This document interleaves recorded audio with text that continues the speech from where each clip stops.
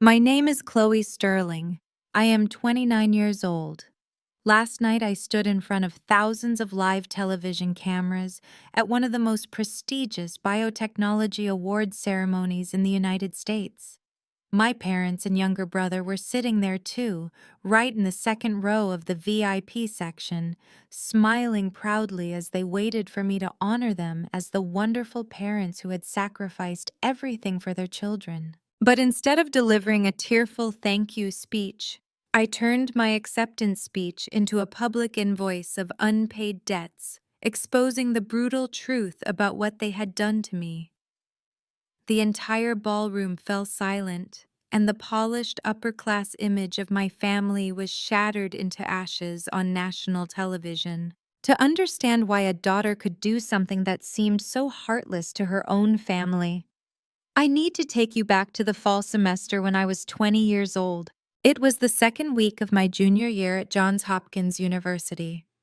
I was sitting in the library opening my laptop to pay my fall tuition, using the college fund my grandfather had left me before he passed away. The savings account was under both my father's name and mine as a custodial account. In my mind, the number had always been crystal clear, $85,000, enough for me to finish my biomedical engineering degree without drowning in student loan debt. But when the page finished loading, a single line of black text hit me like a truck. Current balance, $12.40. I refreshed the page 3 times. Then I frantically called the Chase Bank hotline, my heart pounding as I convinced myself my account had been hacked. But the customer service representative, with a calm and professional voice, delivered the blow that changed everything. Ms. Sterling, there doesn't appear to be any system error. An electronic transfer in the amount of $84,987 was completed last Tuesday. The transfer was authorized by the joint account holder, Mr. Richard Sterling, my father. There was no hacker, no scammer, no stranger stealing my future. The people who robbed me shared my last name. Before I tell you how I confronted them, take a second to like and subscribe to the channel. Now let me introduce you to the golden son of the Sterling family, the real reason everything was taken away from me. I grew up in Fairfield County, Connecticut, in a sprawling colonial house where the manicured lawns were as meticulously maintained as our family's facade of perfection. In the Sterling household, love wasn't just conditional, it was treated like an investment portfolio. And in that portfolio, I was the low-maintenance safe bond that generated quiet returns, while my younger brother Julian was the high-risk, high-reward venture capital asset my parents were absolutely obsessed with. Julian is 2 years younger than me, but from the moment he could walk, he took up 100% of the oxygen in any room he entered. He was a handsome kid with an easy smile and a silver tongue, possessing a terrifyingly natural talent for manipulating the adults around him. The double standard in our house wasn't just obvious, it was practically written into the family constitution. When I graduated high school as valedictorian with a 4.0 GPA and a full ride of academic accolades, my mother barely looked up from her iPhone, offering a tepid, "That's nice, sweetheart. Make sure you pack your room up this weekend." But Julian. When Julian barely scraped through his senior year with a dismal C- average, narrowly avoiding summer school, my father bought him a used BMW 3 Series. When I dared to ask why my brother was being rewarded for mediocrity, my father adjusted his golf shirt and gave me a patronizing look. "Julian just needs the right motivation, Chloe. He's a hands-on learner. You're already set. You don't need our help to succeed." That was their ultimate excuse. I was self-sufficient, therefore I was invisible. Julian naturally decided that traditional college was a scam designed to breed corporate drones. He dropped out of a local community college after exactly 1 semester to become a visionary entrepreneur. He immediately adopted the quintessential Silicon Valley tech bro persona. Suddenly, his wardrobe consisted entirely of black turtlenecks and overpriced minimalist sneakers. He spent his days sitting in our living room reading Walter Isaacson's biography of Steve Jobs, listening to crypto podcasts on 1.5 speed, and weaponizing buzzwords he barely understood. Everything out of his mouth was about disrupting the paradigm, leveraging Web3 synergies, and creating a scalable tech ecosystem. By the time I was a 20-year-old junior pulling all-nighters in the Johns Hopkins Library, Julian had finally conjured up his $1 million startup idea. He called it Soul Connect. According to him, it was going to be a decentralized, AI-driven, blockchain-integrated social network exclusively for hypebeast sneaker resellers. It was a terrible derivative idea. Essentially just eBay mixed with a knockoff cryptocurrency that nobody asked for. I remember sitting at the dining table during Thanksgiving break when he pitched it to us. He pointed a finger at me, dripping with unearned arrogance. "Why are you even studying biomedical engineering? Clo hardware is dead. Biotech is too slow. Code is the future. I'm building a unicorn here. You're probably going to be begging for a job at my firm in 5 years." My parents looked at him like he was the second coming of Mark Zuckerberg. They completely bought into his delusion. But actual angel investors and venture capitalists in New York City, they didn't. Julian managed to score exactly 2 pitch meetings in Manhattan, and he was laughed out of both of them. Real investors saw right through the buzzword soup and realized he had no coding skills, no business model, and absolutely no viable product. Julian came home throwing a temper tantrum, claiming the VCs were too old and rigid to understand his disruptive vision. He insisted he just needed initial seed money to hire a team of freelance developers from Eastern Europe to build the beta version of the app. Once the app was live, he promised the millions would start pouring in. But there was a massive problem. Richard and Eleanor Sterling were functionally broke. My parents were the epitome of being house poor. They cared more about keeping their names on the roster of the local country club than they did about their actual bank statements. To fund their upper-middle-class Connecticut illusion, their credit cards were maxed out, and they had quietly taken out a second mortgage on the house. They had zero liquidity. They had no cash to fund their Golden Boys tech empire. But Julian needed his seed money, and my parents needed Julian to succeed so they could brag to their friends at the golf course about their billionaire son. Desperation makes people do despicable things. They scoured their assets for any available cash, and their eyes inevitably landed on the only account with a substantial liquid balance left in the family. It was the college fund my late grandfather Arthur had set up for me. Grandpa Arthur was the only one who believed in my dream of becoming a scientist. He specifically earmarked that $85,000 for my tuition, wanting me to graduate debt-free. But legally, because I was still a minor when the account was opened, it was structured as a custodial account. My father's name was on it as the custodian. In their twisted, deeply selfish minds, my parents justified the theft.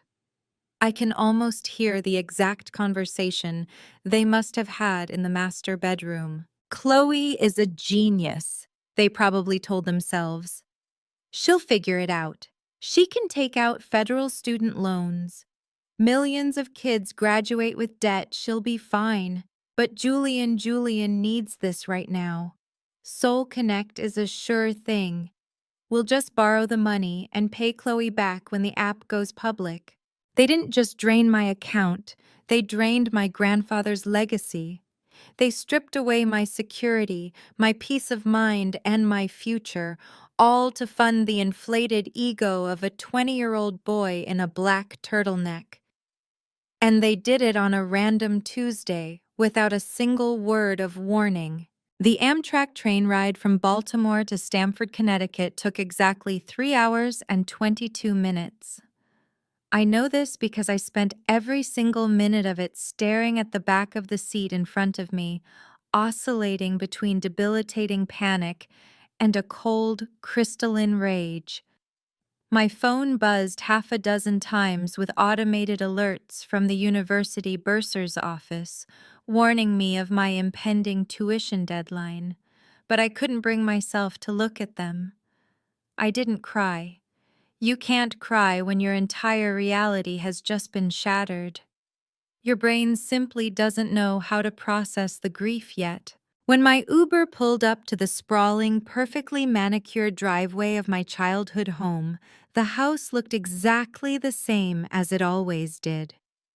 The rhododendrons were blooming, the pristine white columns stood tall, and my father's Lexus was parked flawlessly in the garage. It was the ultimate portrait of suburban American success. But as I pushed open the heavy mahogany front door, the scent of my mother's expensive diptyque candles and freshly brewed Nespresso made my stomach churn. I found them in the kitchen, gathered around the massive Calicotta marble island. It looked like a staged photo shoot for a lifestyle magazine. My father Richard was casually sipping his espresso while scrolling through the Wall Street Journal on his phone. My mother Eleanor was wearing a pristine cashmere wrap, slicing up an organic grapefruit. And sitting right in the middle was Julian, hunched over a brand new, top-of-the-line iPad Pro, a device that I immediately realized was purchased with my tuition money. "Where is it?" I demanded. My voice didn't echo, but it cut through the soft jazz playing on the Sonos speakers like a knife. My father slowly lowered his phone. He didn't flinch. He didn't look guilty. He looked mildly annoyed, like a middle manager whose subordinate had just interrupted his lunch break. "Hello to you too, Chloe. We were actually planning to call you this Sunday after Julian's beta launch." "You drained my college fund," I said, stepping closer, my hands shaking so violently I had to ball them into fists. "You stole $85,000. That was Grandpa Arthur's money. He left it for me." My mother sighed, setting down her grapefruit knife with a delicate clink. She looked at me with that signature patronizing tilt of her head. "Oh, please don't be so theatrical, Chloe. Nobody stole anything. It's a custodial account, which means your father has full legal authorization to manage the funds. And right now we are managing it by making a critical family investment. We are investing in Julian's future. Soul Connect is a once-in-a-lifetime opportunity." I turned my gaze to Julian. He hadn't even bothered to look up from his screen. He was casually dragging a digital Apple Pencil across his shiny new iPad. "You're completely missing the big picture here, sis," he mumbled, his voice dripping with unearned tech bro arrogance. "You're looking at seed capital. When we hit our Series A valuation next year, I'll pay you back 10 times whatever was in that stupid savings account. Don't be so myopic. You have to spend money to disrupt the market." Disrupt the market. I let out a laugh that sounded more like a dry heave.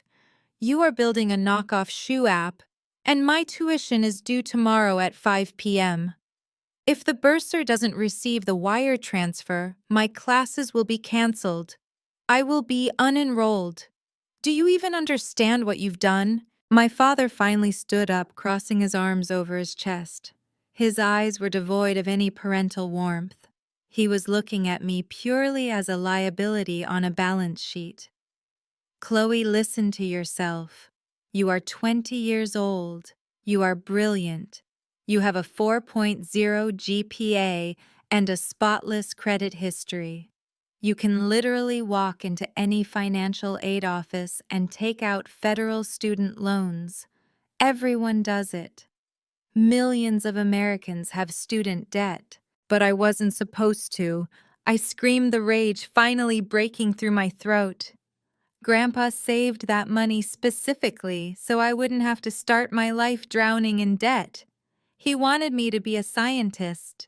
And you still can be, my mother interjected smoothly, as if she were explaining a simple math problem to a toddler.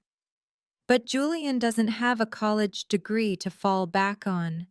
He needs this runway to get his business off the ground. You are self-sufficient, Chloe. You always have been. You'll figure it out. You're making a massive fuss out of a temporary cash flow maneuver. I stood frozen in the center of that immaculate $1 million kitchen. In that singular, devastating moment, the ultimate truth of the Sterling family clicked into place. They didn't take my money because they hated me or because they actively wanted to ruin my life. They took it because, in their eyes, I simply didn't matter. I was a utility. I was the reliable, low-maintenance appliance in the background, while Julian was the luxury sports car that required all the expensive fuel. They were entirely willing to throw me into a pit of six-figure debt just to finance my brother's delusional Silicon Valley cosplay. Julian finally glanced up, offering a smirk that made my blood run cold. Seriously, Chloe, take out a Sally Mae loan. I'll cover the interest when we IPO. I didn't scream. I didn't smash the espresso machine or throw Julian's expensive new iPad across the room. I just looked at the three of them, a united front of narcissism and enabling, and realized I was completely alone in the world. Don't ever call me again, I whispered, my voice shockingly steady. I turned around and walked out the heavy mahogany door, leaving it wide open behind me. I didn't look back as I walked down the driveway. I had arrived in Connecticut as a daughter, but I was walking away as an orphan. The train ride back to Baltimore was an entirely different kind of purgatory. The adrenaline that had fueled my confrontation in Connecticut had completely evaporated, leaving behind a hollow, nauseating dread. When I stepped off the train at Penn Station, the crisp Maryland autumn air felt suffocating. I didn't head back to my dorm room. I marched straight to Garland Hall, the administrative heart of the Johns Hopkins campus, and pulled a paper ticket at the financial aid office. The waiting area was sterile, buzzing with the hum of fluorescent lights and the anxious whispers of other students. When my number was finally called, I sat down across from a tired-looking counselor named Mrs. Higgins. Her desk was buried under stacks of manila folders and FAFSA printouts. I explained my situation, omitting the humiliating detail that my parents were the thieves, simply stating that my college fund had been unexpectedly depleted and I could no longer cover the semester's tuition. Mrs. Higgins clicked her mouse a few times, her eyes scanning my financial profile on her monitor. She let out a heavy, sympathetic sigh that made my stomach drop. "Chloe, I am so sorry," she said softly, adjusting her glasses. "You are an exceptional student, but we are already 3 weeks into the fall semester. The deadline for institutional grants and need-based university scholarships has completely passed. All of our discretionary funds have already been allocated.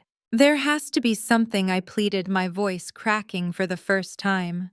"An emergency grant work study. Even if I maximized your federal direct loans, it would only cover about $7,000 for the year. Your outstanding balance for this semester alone is over $35,000. At this point, your only viable option is a private student loan, Sally Mae Discover, or a private bank." She slid a glossy brochure across the desk. "But because you don't have a substantial income or a long credit history, You will absolutely need a cosigner, someone with excellent credit to guarantee the loan, usually a parent. I stared at the brochure. A private loan with predatory 12% interest rates requiring the signature of the very people who had just robbed me. Richard and Eleanor Sterling were maxed out on their second mortgage. Their debt-to-income ratio was likely abysmal. Even if they were willing to sign, which they weren't because they needed their credit lines for Julian's impending spectacular failure, they wouldn't be approved. It was a dead end. If the bursar's office doesn't receive payment by tomorrow at 5 p.m., Mrs. Higgins added gently, your classes will be dropped and you will be administratively withdrawn. You need to fill out a formal leave of absence form to avoid academic penalties. She handed me a single sheet of paper. It felt heavier than a cinder block. I walked out of Garland Hall and sat on the cold marble steps outside. The campus was alive around me. Freshmen were laughing as they walked to the dining hall. Pre-med students were rushing past with coffees in hand, stressing about upcoming organic chemistry midterms. Just yesterday, I was one of them. I belonged here. I was on track to become a biomedical engineer. I wanted to design low-cost diagnostic microfluidic devices to help people in developing nations. I had a clear, defined purpose. And now, sitting on those steps, I watched my entire future evaporate into the crisp October air. That evening, I went to my dorm building's front desk and asked the resident advisor to borrow one of the heavy, squeaky yellow moving carts. The RA looked at me with a confused expression. Nobody moves out in the second week of October, but she handed over the keys anyway. Rolling that cart down the long carpeted hallway to my room felt like a funeral march. I opened my door and started dismantling my life. There is a unique, quiet kind of devastation in packing up your dreams into brown cardboard boxes. I started with my textbooks. I packed my massive, heavy Campbell biology textbook, my advanced calculus notes, and the binders filled with my research proposals. Every item I placed into the box felt like a physical blow. I had done everything right. I had played by the rules. I stayed in the library until 2 a.m. on weekends while other kids partied. I maintained a flawless 4.0 GPA. I never got into trouble, never asked for a bailout, never demanded a luxury car or a lavish vacation. But as I reached into my closet and pulled out my pristine white lab coat, the one with Chloe Sterling Department of Biomedical Engineering embroidered in blue thread on the breast pocket, the dam finally broke. I sank to the floor of my dorm room, clutching the cotton fabric to my chest, and sobbed until I couldn't breathe. The great American lie of meritocracy had just slapped me in the face. It didn't matter how hard I worked. It didn't matter how brilliant my grades were. The quiet, diligent daughter was always going to be expendable. My years of relentless effort and sacrifice were fundamentally worthless compared to the delusional, arrogant whims of a golden boy son. My parents had looked at my pristine lab coat and Julian's black turtleneck, and they chose to fund the turtleneck. I spent the entire night taping up those cardboard boxes. By sunrise, my room was bare. The only thing left on my stripped mattress was the leave of absence withdrawal form waiting for my signature. I picked up my pen, my hand trembling, ready to sign away the life I had worked so desperately to build. The next morning was one of the coldest days of October in Baltimore, not just because the temperature outside had dropped, but because of the freezing emptiness deep inside my soul. I woke up at 5 in the morning, my eyes swollen and bloodshot after an entire night without sleep. A cardboard box filled with my personal belongings sat abandoned in the middle of my nearly empty dorm room. The leave of absence form had already been completed and rested neatly on the desk, waiting for one final signature. But before turning it in to the registrar's office, there was one last place I needed to go: the biomedical engineering laboratory in Clark Hall. I carried the empty cardboard box across the Johns Hopkins campus. The green lawns were still covered with morning dew, and the old ivy-covered red brick buildings looked hazy beneath the thin fog. I took a deep breath of the familiar campus air, trying to memorize it one last time. When I pushed open the heavy glass doors of the building, the familiar smell of rubbing alcohol, agar plates, and ozone rushed straight into my lungs, making my chest tighten painfully. This was where I belonged. This was where I had spent countless sleepless nights buried in DNA sequences and complicated microfluidic systems. My workstation was located in the far corner of the Applied Medical Genetics lab. Quietly, I began packing my things: highlighters, thick research notebooks filled with data logs, my Hopkins coffee mug, and finally my white lab coat. I ran my fingers across the blue stitching embroidered with the words, "Chloe Sterling, Department of Biomedical Engineering." It felt like someone was squeezing my heart in their fist. I carefully folded the coat and prepared to place it into the box. "Sterling." The voice came from the doorway, low, cold, and sharp as a blade. I jumped, nearly dropping the coat. Standing at the entrance was Dr. Eris Thorne, my faculty advisor. Dr. Thorne was a living legend in the department and the terror of every student who crossed his path. He was brilliant, ruthless, and so demanding that he accepted absolutely no excuses for weakness or failure. In his 50s, he carried sharp eyes that seemed to see through people like X-rays, and his silver-streaked hair was always perfectly combed.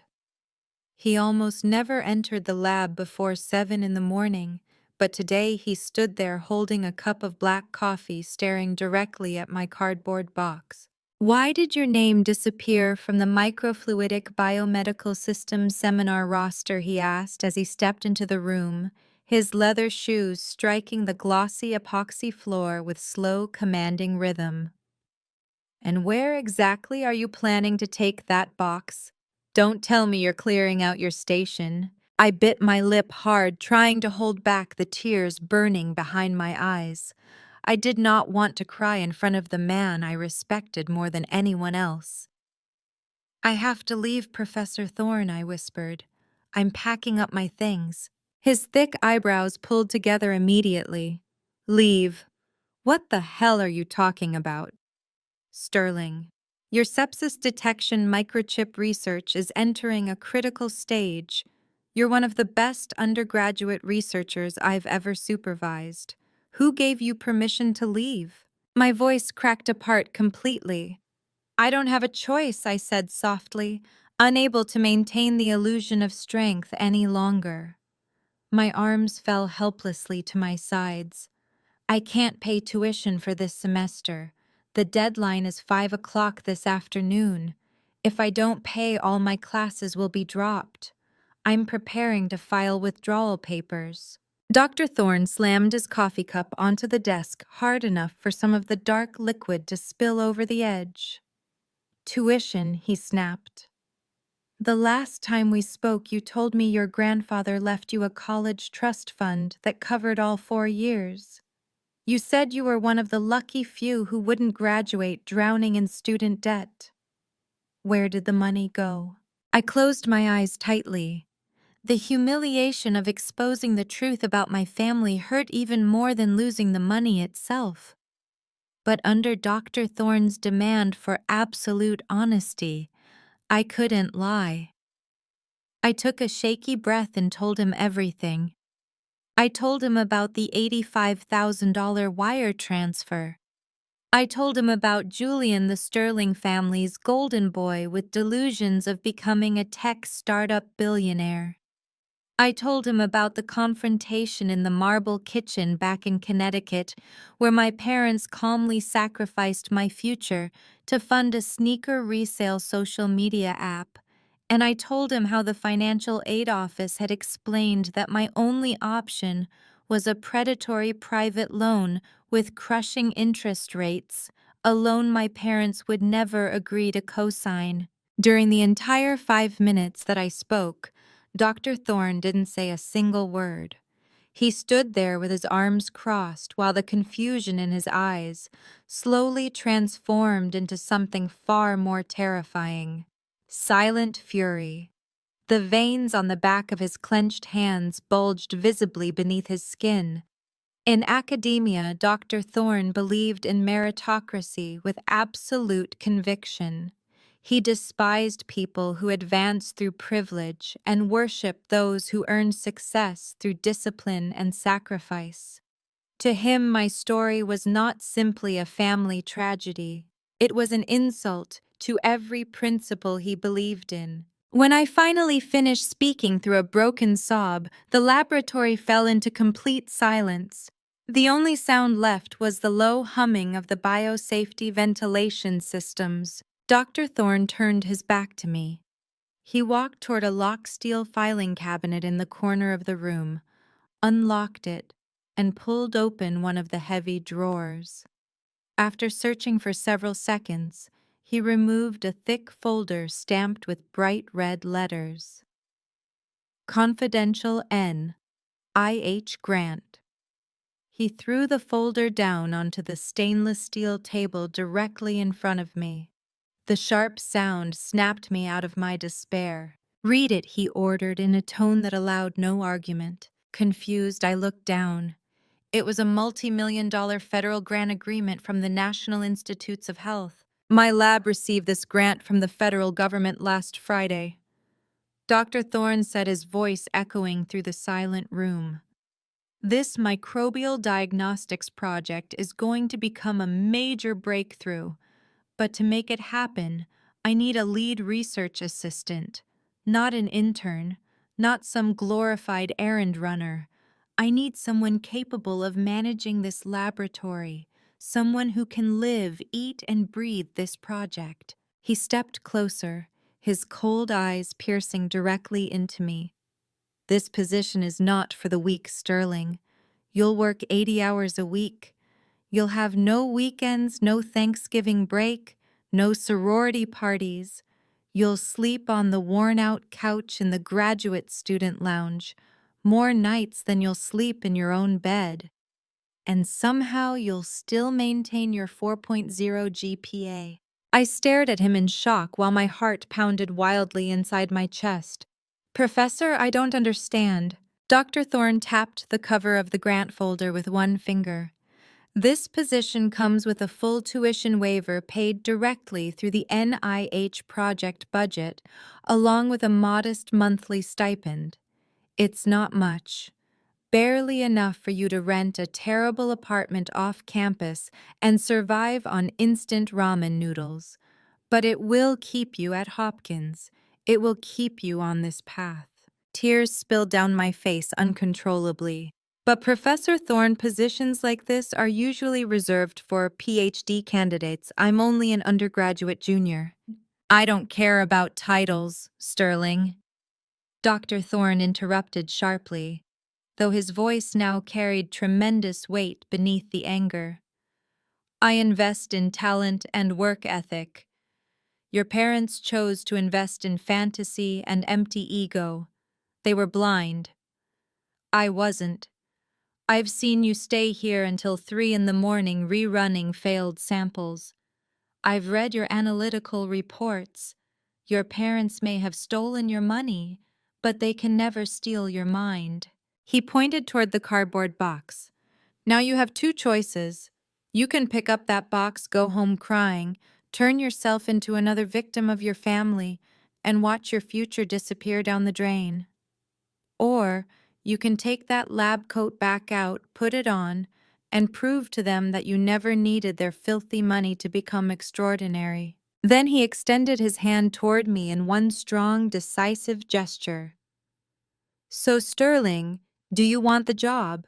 I looked at his hand, then down at the white lab coat resting quietly inside the box. The humiliation, the betrayal, and the unbearable loneliness I had carried for the past 24 hours suddenly transformed into something else entirely. Fire. My parents had pushed me off a cliff, but this man, practically a stranger, had thrown me a rope. He wasn't pitying me, he was handing me a weapon. I wiped the tears from my face with the back of my hand. Then I reached into the cardboard box, pulled out the white lab coat, and slipped it back onto my shoulders. One button at a time. With every click, I could feel something inside me hardening into steel. I took a deep breath, straightened my back, and gripped Dr. Thorne's hand firmly. His hand was rough and calloused, but steadier than any protection I had ever known. "I'll take the job, Professor," I said. My voice no longer trembled.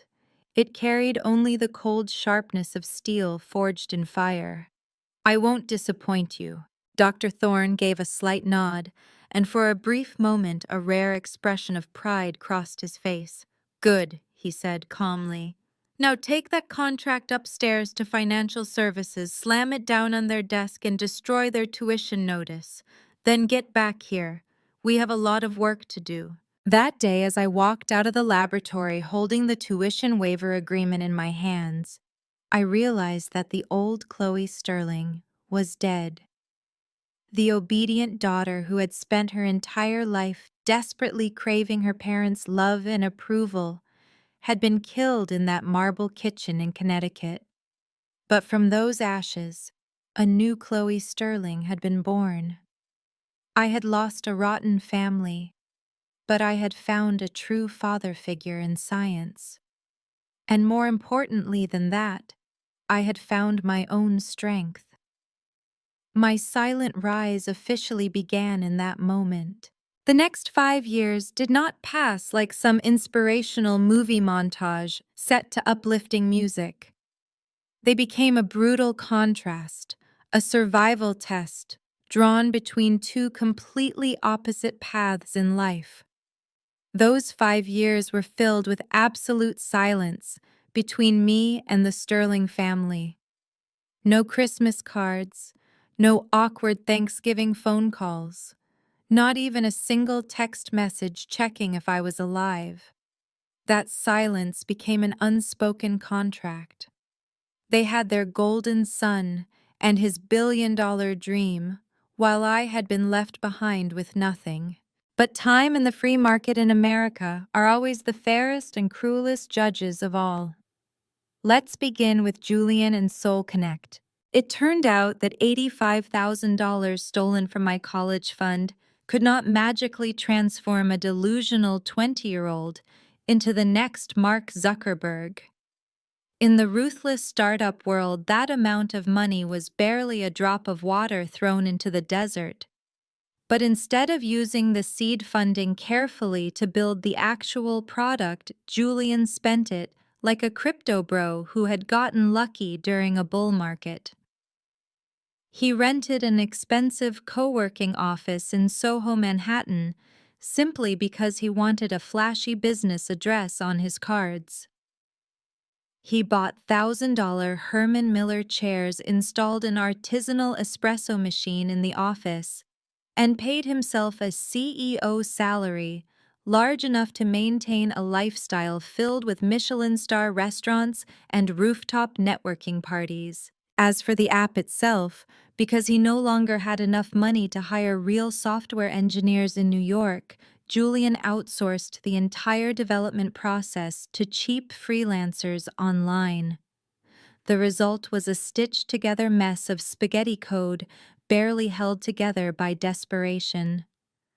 On the official launch day of Soul Connect, Julian burned through the last of my stolen money, throwing an extravagant rooftop launch party at a bar in Brooklyn, even hiring a third-rate DJ to make the event look important. But the moment the first few hundred users tried to create accounts, the servers completely collapsed because of a basic API failure. The app constantly crashed, transactions failed, and security vulnerabilities exposed user data almost immediately.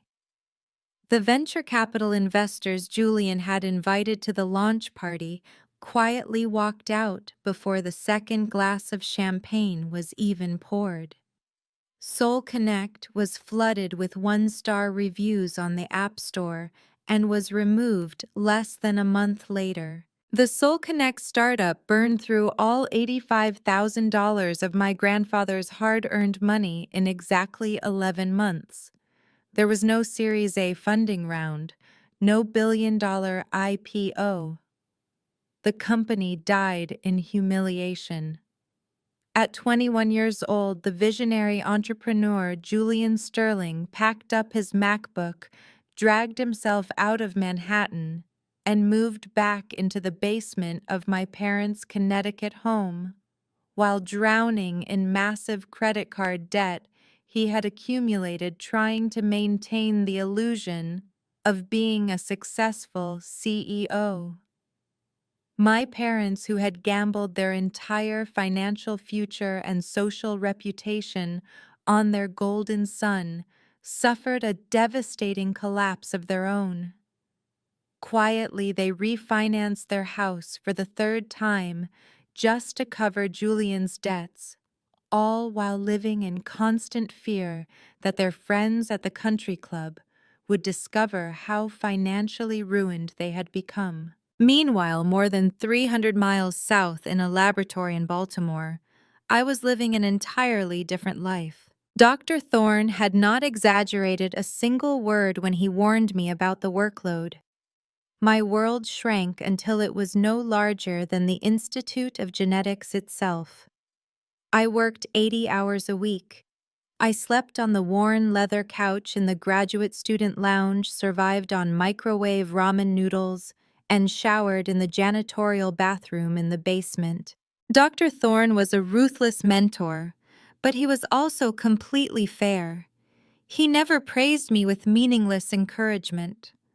The first time I submitted an analytical report to him, he slashed through the entire document with a red pen and said, "This is garbage, Sterling. You write like a memorizing student, not a scientist. Do it again." I stayed awake for 2 straight nights rewriting it from scratch. Slowly, his harshness sharpened me from a rough stone into a surgical blade. The moment I graduated at the top of my class with my bachelor's degree, Dr. Thorne immediately fast-tracked me directly into his PhD program. My research was not designed to create some flashy app meant to disrupt the market like Julian's fantasies. I focused on a matter of life and death, sepsis.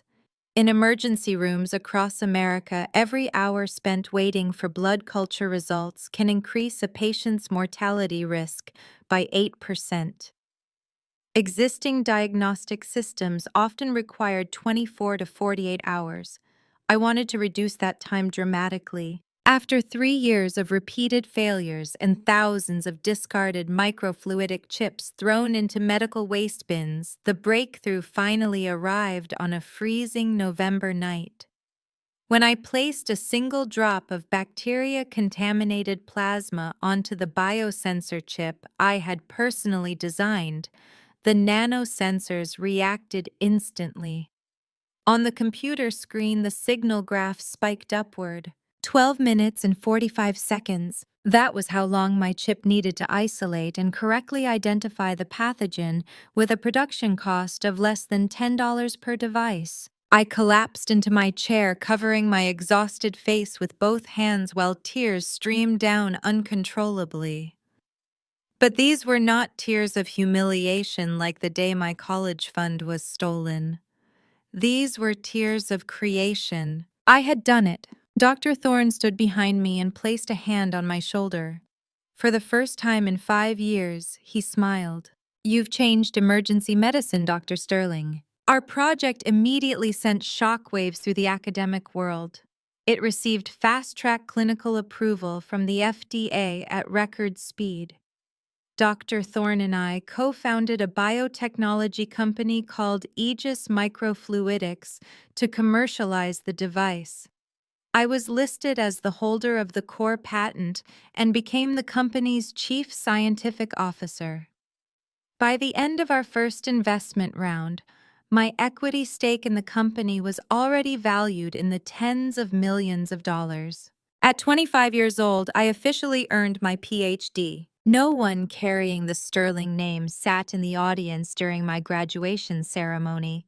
There were no flowers, no emotional family hugs, only Dr. Thorne standing there applauding as I walked across the stage. But by then the pain was gone.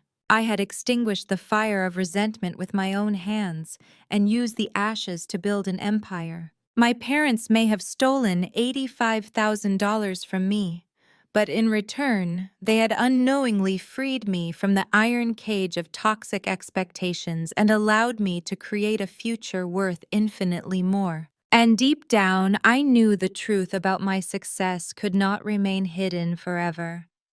Success and money always have a way of drifting into even the darkest basements in Connecticut.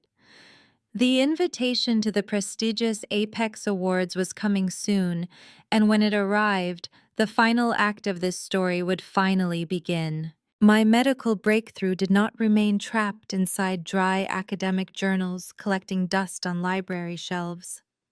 It stepped into the real world and completely changed the landscape of emergency medicine in the United States. Only 6 months after Aegis Microfluidics was founded, our microfluidic diagnostic device successfully passed the most rigorous clinical trials imaginable. I will never forget the first patient our technology saved.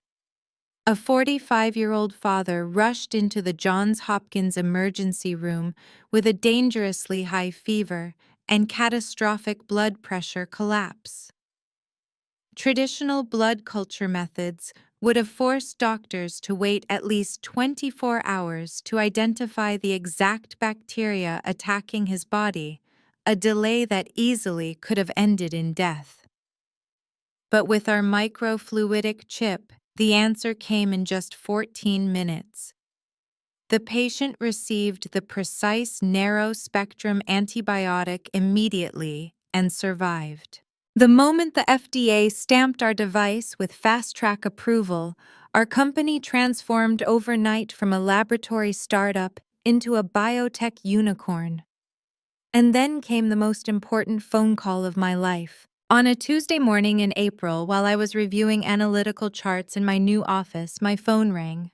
On the other end was the chairman of the Apex Foundation, the most prestigious nonprofit medical organization in the country. He personally informed me that the board had unanimously selected me as the recipient of the Apex Innovator Award. This was not just another plaque or certificate.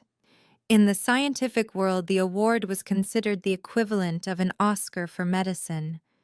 It honored exceptional innovators under the age of 30 whose work had fundamentally changed humanity.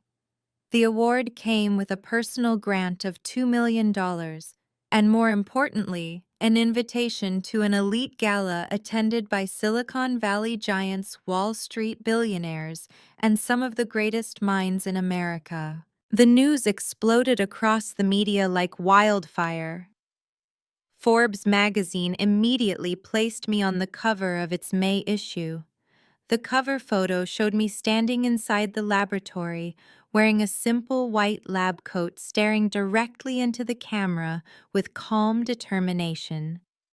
The headline stretched across the page in bright gold lettering: Dr. Chloe Sterling, the 25-year-old woman reshaping the future of emergency medicine and building a multi-million-dollar empire. The article detailed my journey from an unknown college student to the chief scientific officer of one of the fastest growing biotechnology companies in America. And naturally, copies of Forbes also found their way 300 miles north to the newspaper stands of Fairfield County, Connecticut. I can imagine perfectly how the news hit the Sterling family. It was probably a gloomy morning inside their colonial-style house, the same house now threatened by foreclosure notices from the bank.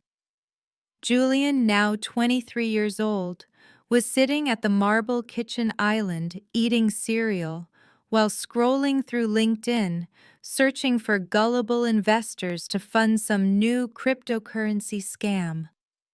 Suddenly, his feed became flooded with photos of the sister he used to mock as a corporate slave. He stared at the iPad screen, the same iPad originally purchased with my stolen tuition money, and read the phrase worth tens of millions of dollars. Julian immediately sprinted into the living room where Richard and Eleanor Sterling were anxiously discussing how to refinance more debt before their next credit card payment came due. The moment my parents saw the Forbes cover and the valuation numbers attached to Aegis Microfluidics, they experienced what psychologists call cognitive dissonance. Instead of feeling guilty for stealing $85,000 from me, instead of regretting abandoning me for 5 years without a single phone call, their calculating minds instantly rewrote history. "You see, Richard," my mother probably said while running her fingers across the iPad screen, her eyes glowing with undisguised greed. She succeeded. I always said cutting her off was the best thing we could have done for her. If we had continued supporting her, she never would have become independent enough to build this company. Exactly, my father would have replied, while stroking his chin instantly, comforting himself with twisted logic. We didn't steal her money. We taught her survival. Our tough love created Dr. Sterling. We're part of this success story. Julian probably leaned back with that familiar arrogance of a failed tech bro wannabe. Honestly, she probably learned her entrepreneurial mindset from watching me build Soul Connect. Besides, if she's worth tens of millions now, she can wipe out the family's debt with pocket change. None of them saw the sleepless nights. None of them saw the ramen noodles, the exhaustion, or the humiliation of packing my life into a cardboard box. They saw only a gold mine. My parents knew if they called me directly, I would never answer. They needed leverage, public leverage. They needed to corner me in front of cameras and journalists where I would be forced to perform the role of the loving, forgiving daughter in order to protect my company's public image. My father began frantically flipping through his contacts. Eventually, he reached an old golf club associate, an investment banking executive whose company happened to sponsor the Apex Awards gala. Using sweet lies about wanting to surprise his beloved daughter Richard Sterling, shamelessly secured 3 VIP invitations to the event at the Waldorf Astoria in New York City. They prepared expensive designer outfits, rented a limousine, and got ready to walk the red carpet pretending to be America's greatest parents. They thought they were attending a celebration where they could reclaim the investment they had made in me.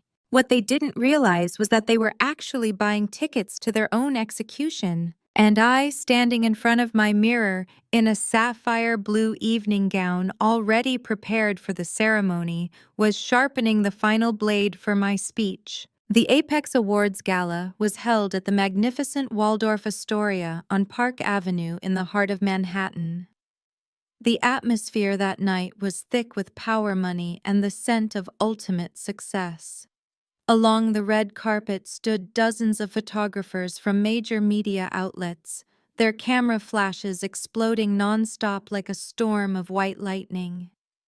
Inside the grand ballroom, beneath enormous baccarat crystal chandeliers, stood the elite of America.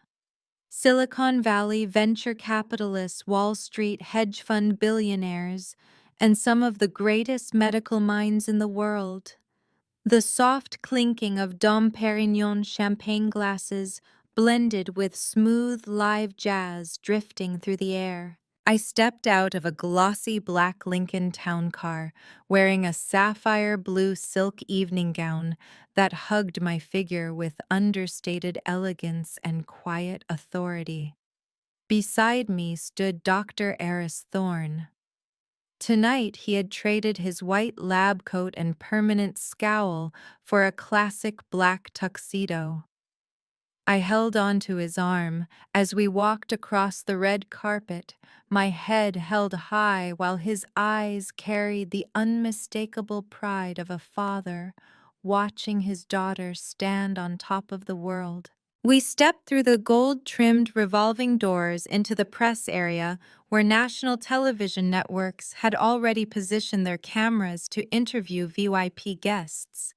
Everything was unfolding perfectly, like a dream, until my smile froze. Across the sea of elegantly dressed guests, wearing custom couture, three familiar figures appeared like scratches across a masterpiece. Richard, Eleanor, and Julian Sterling. Somehow, through shameless persistence, they had actually managed to get past security. The sight of them was painfully ridiculous. My father, Richard, was wearing a rented tuxedo that was obviously too tight around his stomach, while the wrinkled collar of his dress shirt exposed the desperation beneath his forced sophistication. My mother, Eleanor, wore an excessively sequined gown, better suited for a cheap suburban banquet than one of the most prestigious scientific galas in America. And Julian, the failed golden boy, stood nearby with slicked back hair, wandering around with a champagne glass in his hand, while awkwardly inserting himself into conversations with investors using a fake flattering smile. My stomach twisted violently. A wave of nausea climbed into my throat. But the most disgusting part was not their presence. It was what they were doing. I gently pulled Dr. Thorne backward behind one of the massive marble columns so we could watch unnoticed. My parents had somehow managed to capture the attention of a female reporter from CNBC. By introducing themselves as Dr. Sterling's family, they had confidently taken center stage in front of a national television camera. My mother's voice rang through the microphone in a perfectly rehearsed performance. "Oh, yes, we're incredibly proud. You know, raising a genius and a successful CEO is never easy. My husband and I sacrificed everything. We even refinanced our home and worked tirelessly to ensure Chloe had the financial support and independent mindset necessary to reach this level of success. Her accomplishments today are proof of the tough but loving upbringing provided by the Sterling family." My father stood beside her, nodding solemnly, wearing the expression of a wise and supportive patriarch. But Julian was the worst of them all. He leaned closer to the microphone and lifted his chin confidently. "Chloe always drew inspiration from my entrepreneurial mindset. We share the same DNA as disruptors. Honestly, her success running a multi-million-dollar company comes directly from the business culture our family created. I'm actually looking forward to discussing some future merger opportunities with her tonight." I stood completely motionless. The air around me suddenly felt hollow. They had not come here merely for attention or money. They had come to steal my story. They wanted to erase the sleepless nights, the sacrifices, the desperation, and the pain, then rewrite my survival as their achievement. They wanted to use my success to wash away Julian's catastrophic failure, to hide the financial collapse of the Sterling family, and to present themselves to the world as noble parents who had sacrificed everything for their daughter. They had drained my $85,000 college fund and abandoned me without remorse. And now they stood on national television claiming that Betrayal had been an educational investment. The disgust inside me slowly transformed into something colder, something lethal. Dr. Thorne felt the tension run through my arm. He followed my gaze toward the three parasites performing in front of the cameras, then looked back at me. His sharp eyes understood the situation instantly. His jaw tightened. "Those are the people who emptied your college fund," he asked quietly, his voice carrying the dangerous calm of an approaching storm. I nodded without taking my eyes off my mother's fake smile. Dr. Thorne let out a low, disgusted scoff and reached into his tuxedo pocket for his phone. "Just say the word Sterling. I have the head of security's number. I'll have those 3 con artists dragged out of the Waldorf Astoria and thrown onto Park Avenue before the next champagne bottle gets opened. They don't deserve to breathe the same air as you." The offer was tempting. Throw them out. Strip away their arrogance publicly. Let them taste humiliation in front of security guards and reporters.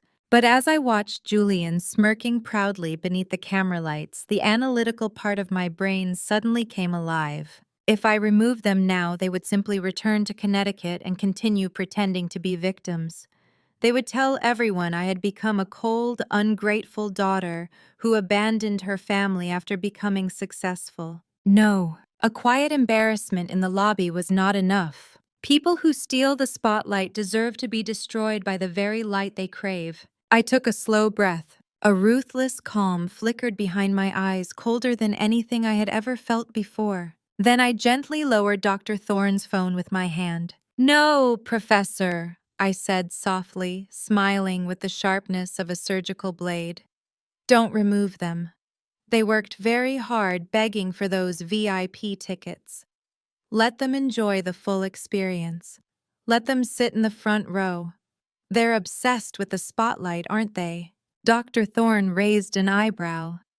Then slowly a small, approving smile appeared on his face. He slipped the phone back into his pocket and lightly patted my hand. "You're in control tonight, Dr. Sterling." I lifted my chin higher and tightened my grip around his arm. "Yes," I replied calmly. "And tonight I'm going to shine the brightest light the Sterling family has ever seen." Together we stepped out from behind the marble column and walked deeper into the glowing ballroom.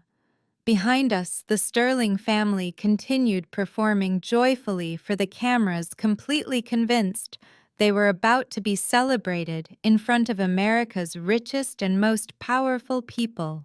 What they didn't realize was that they had just rolled out the red carpet for their own execution. My 5 years of silence were over, and I was finally ready to collect the debt. The grand ballroom of the Waldorf Astoria that night looked less like a hotel venue and more like a royal palace. The polished mahogany-paneled walls reflected the glow of 3 enormous baccarat crystal chandeliers hanging from the ceiling.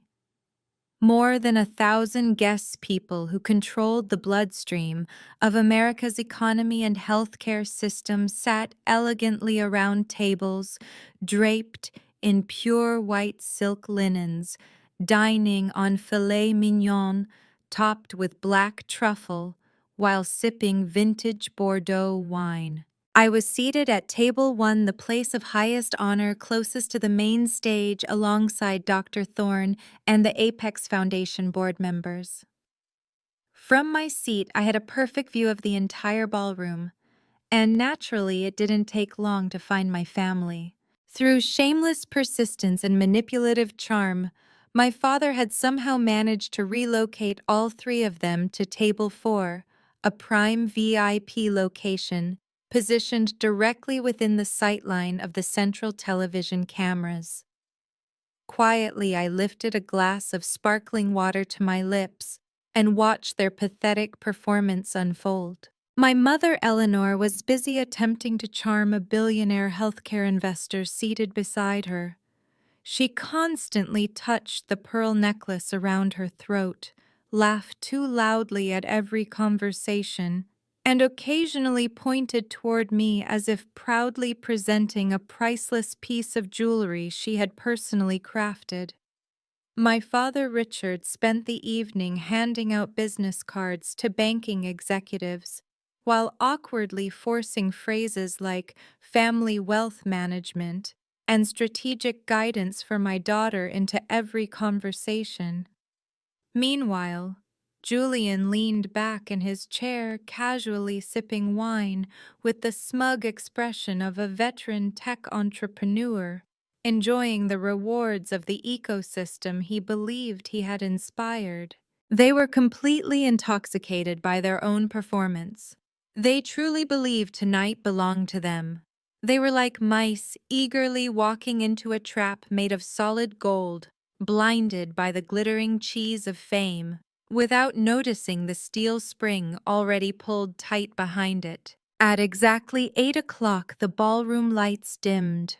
The low roar of conversation dissolved into respectful silence. The chairman of the Apex Foundation, a world-renowned surgeon, stepped onto the stage. "Ladies and gentlemen," his voice echoed powerfully through the ballroom's surround sound system. "Tonight we gather here to honor a mind that has fundamentally changed the future of emergency medicine. When we speak about sepsis, we speak about a race against death itself, where every passing minute writes another unfinished death sentence. But this young woman refused to accept those limits. Through extraordinary resilience and countless hours of relentless work inside the laboratory, she transformed the impossible into reality." The ballroom fell completely silent, every eye focused on the stage. Please rise and join me in welcoming this year's Apex Innovator Award recipient, the Chief Scientific Officer of Aegis Microfluidics, Dr. Chloe Sterling. The entire ballroom exploded into thunderous applause. More than 1,000 people rose to their feet at once. Bright white spotlights flooded my table. Dr. Thorne stood first, smiling proudly as he placed a hand on my shoulder. I took a slow breath, feeling the cold air enter my lungs and steady the violent pounding of my heart. Then I smoothed the folds of my sapphire blue gown and climbed the red-carpeted staircase toward the stage with calm, measured steps. When I reached the transparent podium, the chairman handed me the crystal trophy engraved with my name. It felt heavy and cold in my hands, but it was the most valuable object I had ever touched. It was proof of 5 years of blood exhaustion and sacrifice. I placed the trophy gently on the podium and adjusted the microphone. Then I glanced briefly toward the teleprompter screen, displaying the standard corporate thank you speech prepared by the PR department. Thank the board. Thank the investors. Thank the scientific community. Empty, polished words. I reached forward and switched the teleprompter off. I didn't need a scripted speech. My speech had already been written 5 years earlier in pain. "Thank you to the Apex Foundation," I began, my voice calm, clear, and strangely steady. "And thank you to everyone here tonight." The ballroom grew even quieter, hanging on every word. People often say that behind every successful person, especially a young woman working in a brutal field like science, there is always a loving family providing unconditional sacrifice, emotional support, and financial stability. I paused long enough for the sentence to settle into the room. People say family is the place where storms stop at the front door, the place that lifts you up without ever asking for repayment. I glanced toward table 4. My mother Eleanor had already begun the performance of her lifetime. She removed a silk handkerchief and gently dabbed at tears that did not actually exist. My father wrapped one arm proudly around her waist, puffing out his chest with the expression of a noble, supportive patriarch. Julian smirked confidently while lifting his wine glass toward me from across the ballroom. Tonight I continued, slightly raising my voice to capture the attention of the broadcast directors. "I'm deeply honored that my biological family is also here with us this evening, seated right in the VIP section." I extended my hand and pointed directly toward table 4. Instantly, as if responding to pure instinct trained by live television, 3 massive jib cameras swung around and locked onto the Sterling family. On the giant LED screens behind me, the faces of Richard Eleanor and Julian Sterling appeared in perfect high definition. It was the peak of illusion. My mother waved elegantly at the audience like a first lady greeting supporters. My father smiled warmly and applauded proudly. Julian flashed a confident thumbs up toward the cameras. The entire ballroom of investors, billionaires, and scholars turned toward them and rewarded them with enthusiastic applause. To everyone watching, these appeared to be the extraordinary parents who had raised one of America's greatest medical innovators. They were bathing in glory, breathing in the worship they had always craved. And for a moment it looked as though they had successfully stolen my achievement. I remained completely still at the podium, allowing the applause to continue for a full 20 seconds. I wanted them to enjoy every last second of it. I wanted them standing at the highest point of admiration possible, because the higher they climbed, the more devastating the fall would become. Finally, when the applause faded and absolute silence settled over the ballroom once more, I slowly leaned closer to the microphone. "Yes," I said softly, my tone shifting instantly from warmth into something cold and razor sharp, like a surgical blade being removed from its sheath. "Please take a very close look at those faces. Because tonight, standing in front of all these cameras, I would like to publicly thank the Sterling family for teaching me the most important lesson of my life." The giant LED screens were still focused tightly on them. My mother's smile began to stiffen.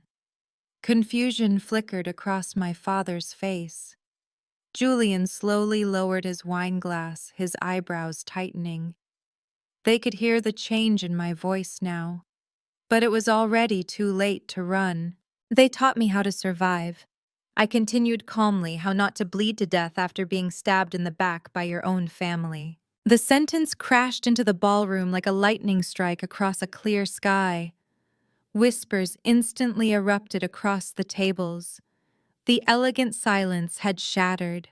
The golden mousetrap had finally snapped shut, and I was preparing to tighten the final noose. The smile on my mother's face, magnified across 3 enormous LED screens, froze instantly. The Waldorf Astoria ballroom fell into a silence so heavy it became unsettling. The kind of silence where even the accidental clink of a silver fork against porcelain from the far corner of the room sounded deafening. Nobody dared breathe too loudly.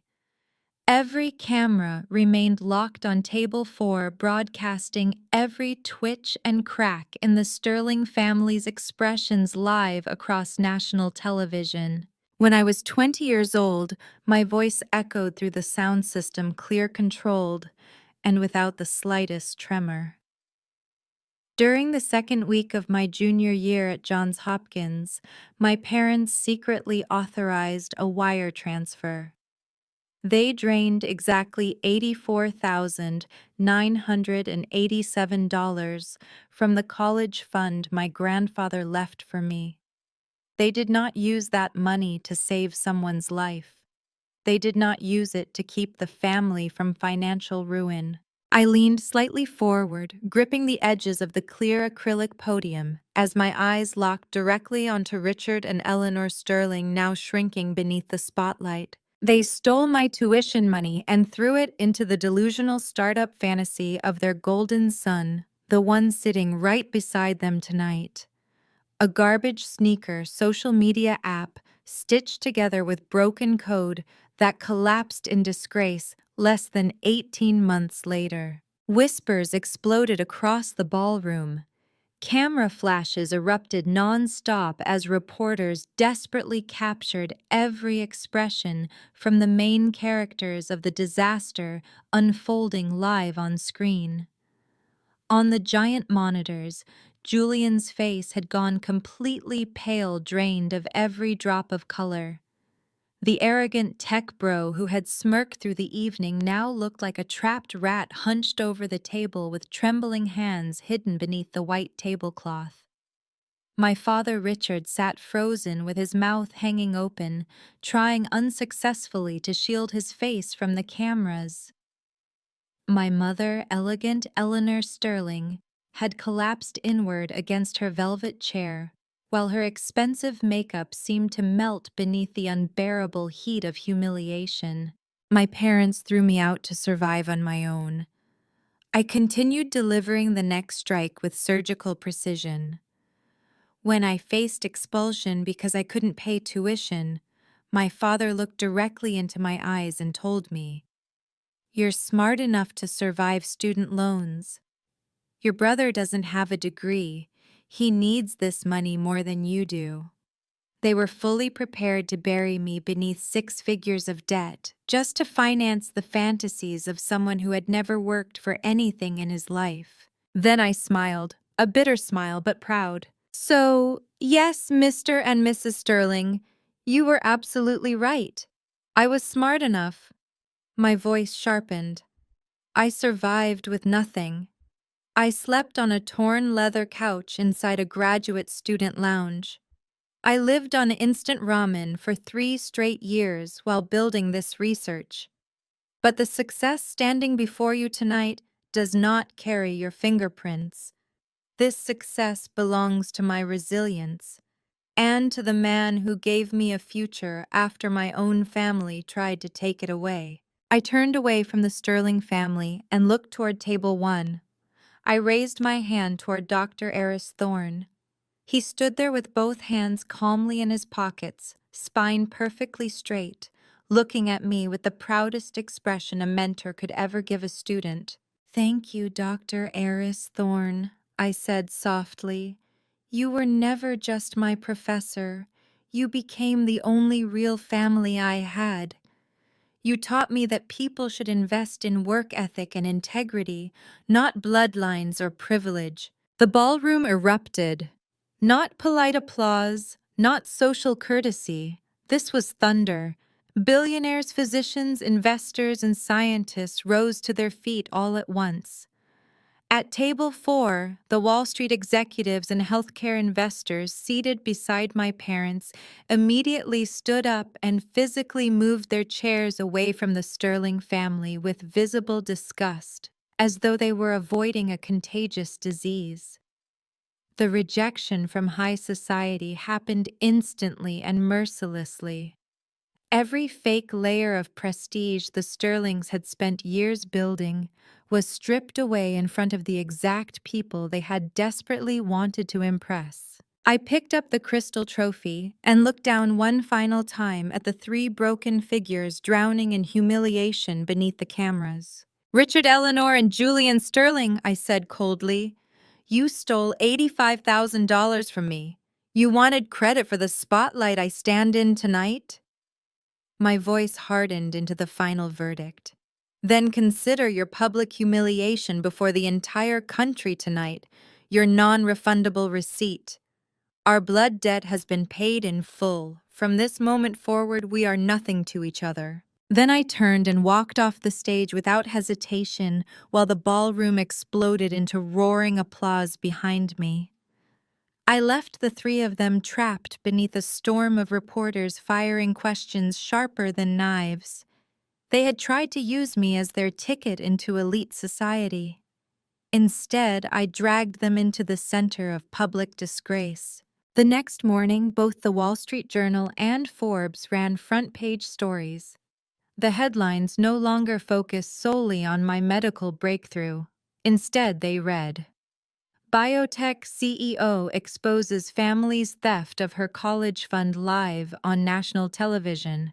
The consequences for the Sterling family unfolded with the ruthless efficiency only American capitalism could deliver. Every door into elite society slammed shut permanently. Banks refused to renew my father's mortgage extensions after local lenders quietly blacklisted him for ethical concerns. The colonial house in Connecticut was eventually foreclosed on. Julian became radioactive within startup circles. The label of the guy who stole his sister's college fund to build a failed startup followed him everywhere. A few weeks after the gala, I completed one final legal process. I changed my last name. I was no longer Chloe Sterling. I chose Arthur. The name of the only grandfather who had truly believed in me enough to leave behind that $85,000 college fund in the first place. Dr. Chloe Arthur. Sometimes when I review the $100 million financial reports from Aegis Microfluidics, I still remember that autumn afternoon when my computer screen displayed a balance of $12.40. At the time, that empty number looked like a death sentence for my future, but in the end, it became the greatest gift of my life.